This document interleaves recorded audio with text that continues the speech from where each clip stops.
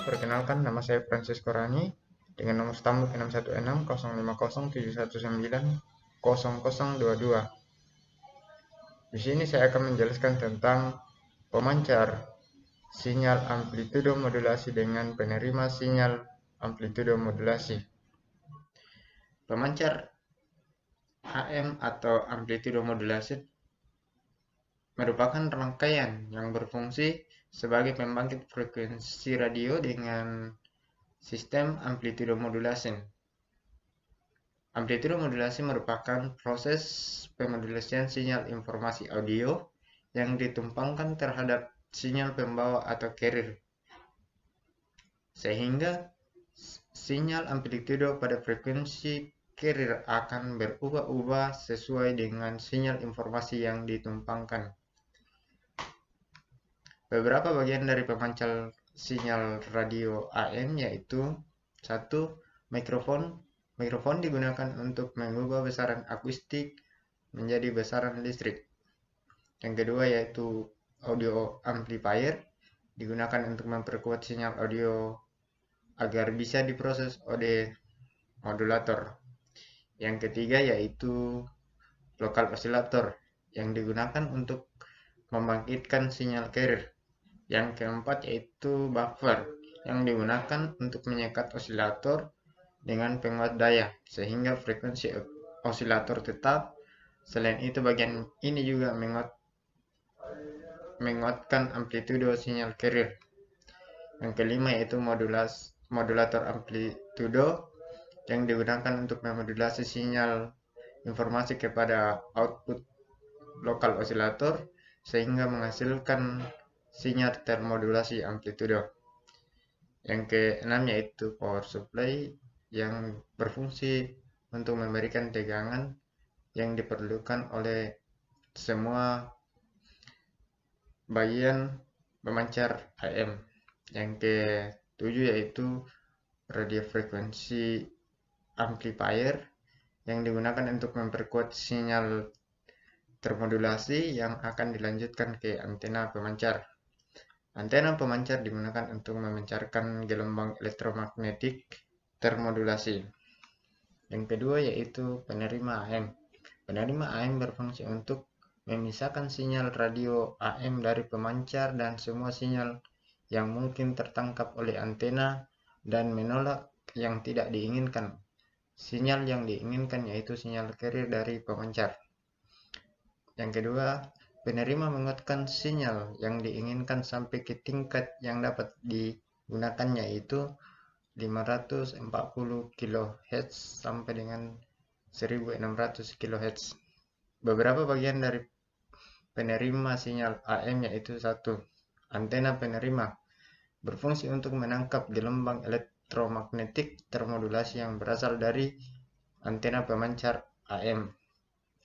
Amplifier RF atau radio frekuensi berfungsi untuk menguatkan sinyal yang ditangkap oleh antena sebelum diteruskan ke bagian mixer. Lokal osilator berfungsi untuk membangkitkan gelombang frekuensi yang lebih tinggi dari sinyal keluaran RF radio frekuensi, yakni 10,7 MHz lebih tinggi dari RF atau radio frekuensi, di mana hasilnya akan diteruskan ke bagian mixer. Mixer berperan untuk mencampurkan kedua frekuensi yang berasal dari amplifier RF dan lokal osilator. Hasil dari percampuran sinyal pada mixer adalah intermediate frequency atau IF dengan besaran 10,7 MHz. Yang kedua yaitu amplifier IF atau intermediate frequency, yang digunakan untuk menguatkan frekuensi intermediate IF. Detektor atau pengendali otomatis berfungsi untuk mengatur tegangan output limited secara otomatis agar tetap stabil.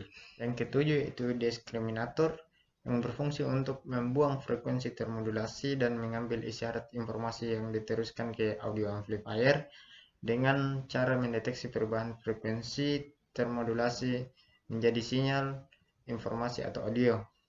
Audio amplifier berfungsi untuk menguatkan level sinyal audio yang kemudian diteruskan ke pengeras suara.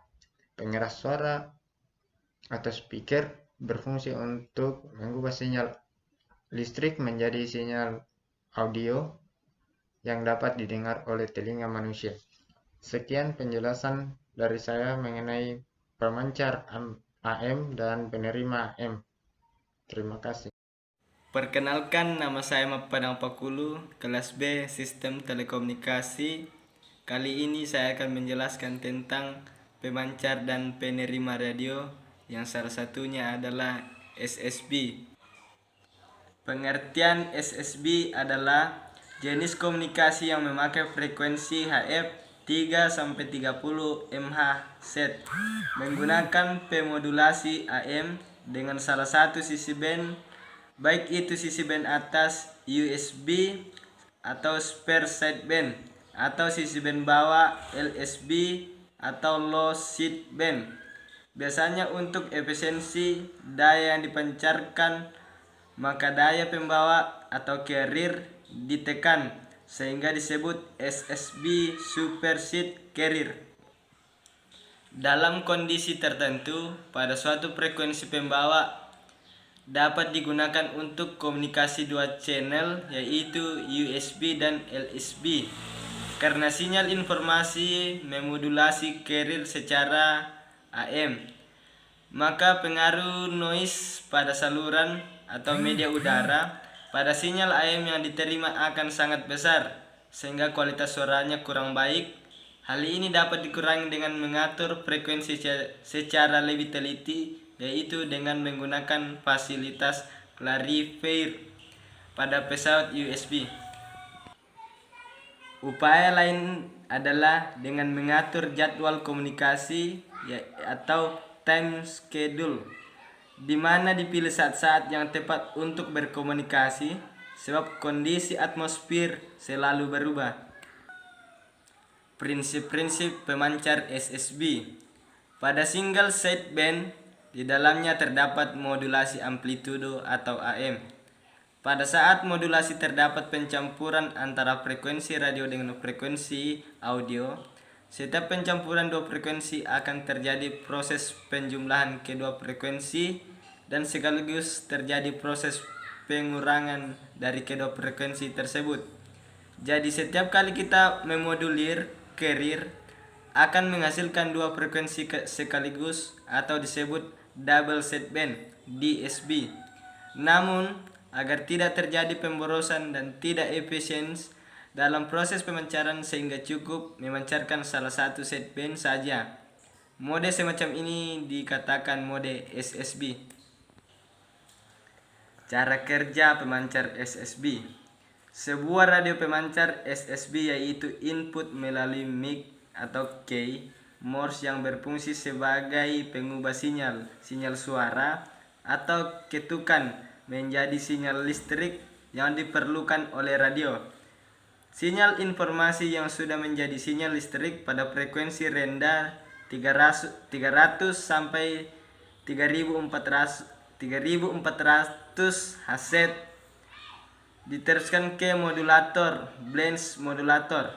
Diperkuat dahulu sinyalnya agar sesuai dengan level minimum yang diperlukan Blanch modulator. Di dalam modulator ini ada dua pertemuan sinyal, yaitu gelombang informasi dan gelombang pembawa, yang nilainya jauh lebih tinggi dari frekuensi informasi. Frekuensi carrier ditimbulkan dari sebuah rangkaian isolator kristal yang telah disiapkan yang disebut carrier isolator. Output dari modulator Blanch terdiri dari dua sinyal, yaitu USB dan LSB, dan dapat juga disebut dengan double sideband. Sinyal ini sudah dalam bentuk termodulasi. Kedua sinyal ini memiliki informasi yang sama. Karena yang diinginkan adalah salah satu sinyal saja, maka diperlukan filter SSB yang akan memfilter salah satu side apakah USB atau LSB guna meminimalkan energi yang diperlukan. Penggunaan pemancar SSB secara murni pada stasiun broadcast tidak pernah kita temui, namun radio jenis ini bisa ditemukan pada sistem komunikasi kapal laut atau kapal bea cukai. Sekian dari saya tentang penjelasan mengenai pemancar SSB. Terima kasih. Perkenalkan, nama saya Yusuf Nurwandi, NIM 616 050 719 0020, kelas B Siskom. Di sini saya akan menjelaskan tentang pemancar SSB atau single sideband.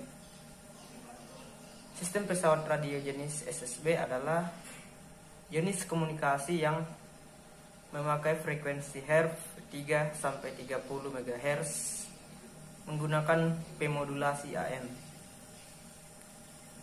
Dengan salah satu sisi band, baik itu sisi band atas USB upper sideband atau sideband bawah LSB atau lower sideband. Biasanya untuk efisiensi daya yang dipancarkan, maka daya pembawa atau carrier ditekan sehingga disebut SSB suppress carrier atau SSB SC.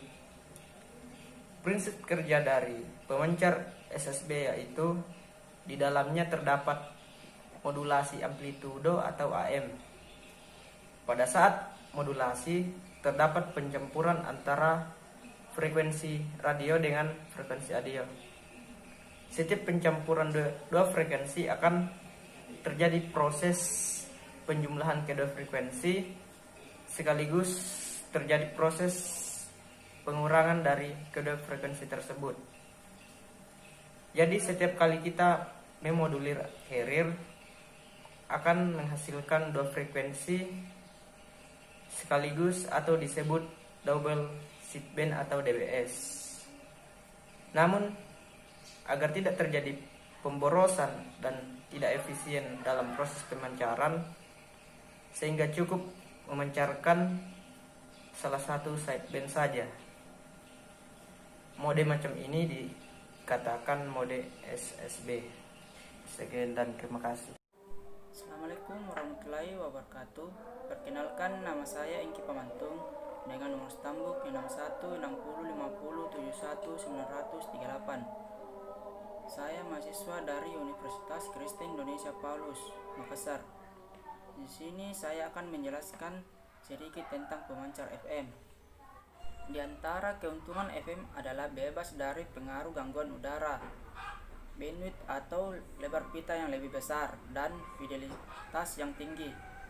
Jika dibandingkan dengan sistem AM, maka FM memiliki lebih keunggulan, di antaranya lebih tahan noise.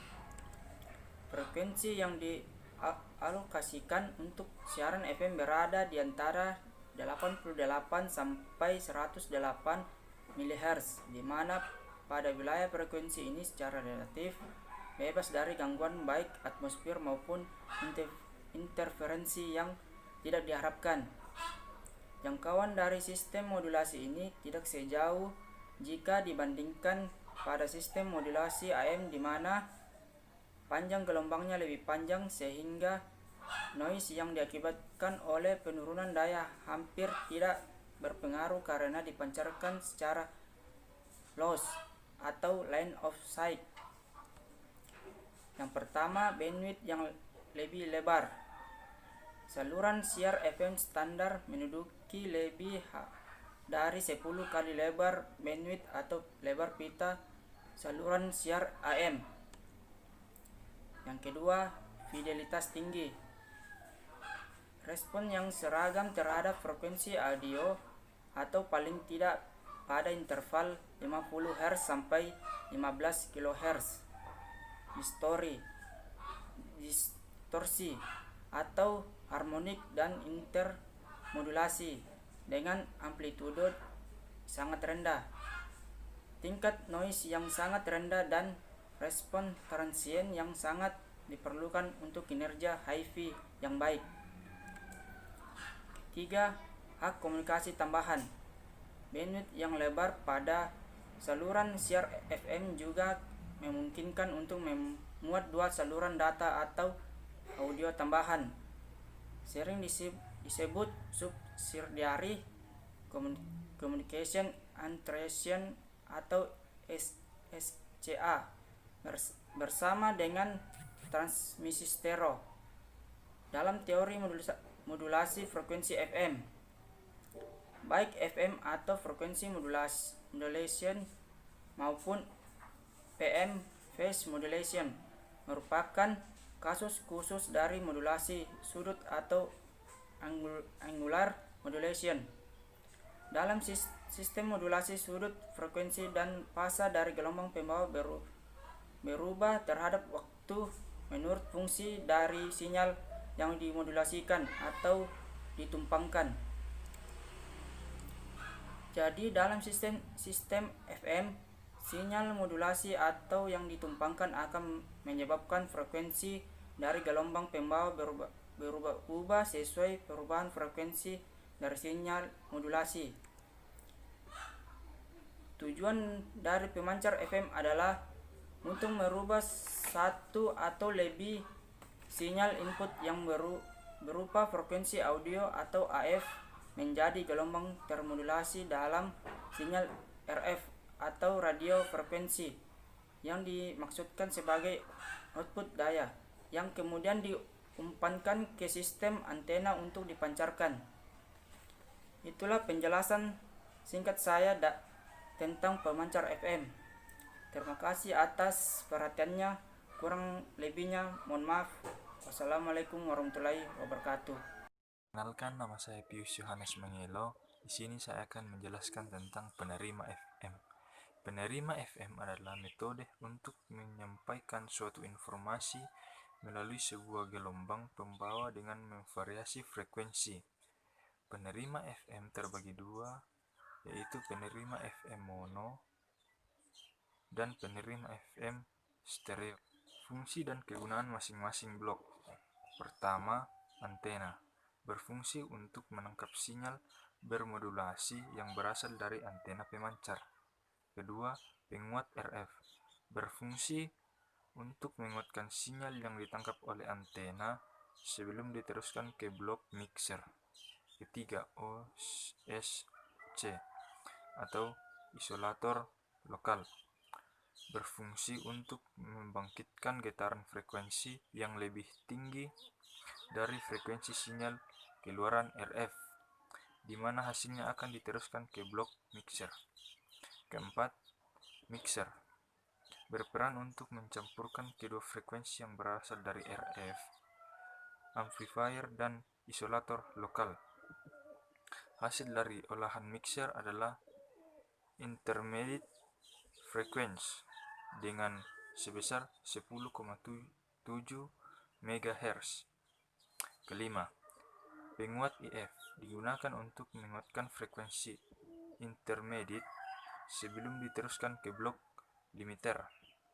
Keenam, limiter berfungsi untuk meredam amplitudo gelombang yang sudah termodulasi agar terbentuk sinyal FM murni. Ketujuh, detektor FM digunakan untuk mendeteksi perubahan frekuensi bermodulasi menjadi sinyal informasi. Kedelapan, de-emphasis berfungsi untuk menekan frekuensi audio yang besarnya berlebihan atau tinggi yang dikirim ke pemancar. 9.